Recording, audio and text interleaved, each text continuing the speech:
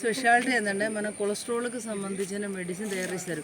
ఇప్పుడు నార్మల్గా మనం ఆయిల్ ఫుడ్ తినడం వల్ల, రైస్ తినడం వల్ల మన బాడీలో కొలెస్ట్రాల్ ప్రాబ్లం వస్తాయి. ఇప్పుడు మనకి హార్ట్ అటాక్, బ్లోకేజ్ అన్నీ వచ్చే ఛాన్స్ వస్తాయి.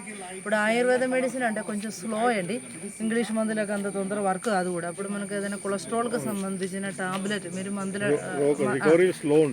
అని మనకి ఏదైనా టాబ్లెట్ ఎవరైనా వాడే వాళ్ళు ఉంటే ఒక 10 రోజులు ఇంగ్లీష్ మెడిసిన్ వాడుకొని ఇది కూడా వాడాలి. తర్వాత 10 రోజులు అయినాక బంధు పట్టిన ఆ లోపల ఆయుర్వేదం మన బాడీలో వర్క్ అవుతాయి. ఇప్పుడు మనకు ఆ మంచి కొలెస్ట్రాల్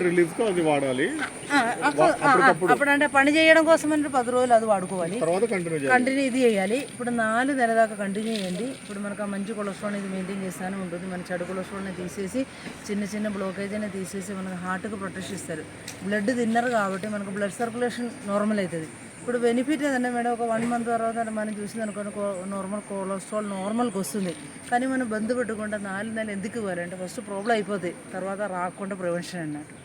అప్పుడు మనకు వన్స్ ఇన్ లైఫ్ ఒక్కసారి చేసేయాలి, మళ్ళీ మెడిసిన్ వాడరా అవసరం లేదన్నట్టు. ఓకే, ఇప్పుడు తర్వాత ఏంటంటే ఇంగ్లీష్ మెడిసిన్ ఆయుర్వేద బంద్ పట్టుకొని కొంచెం ఆయిలీ ఫుడ్ ఇప్పుడు మనం ఫ్రై అయితే తింటారు, మనకి స్నాక్స్ బేకరీ అయితే కొంచెం రెడ్యూస్ చేసి మీకు టాబ్లెట్ లేకుండా కొలెస్ట్రాల్ అవన్నీ మన బాడీలో మెయింటైన్ చేసుకోవచ్చు.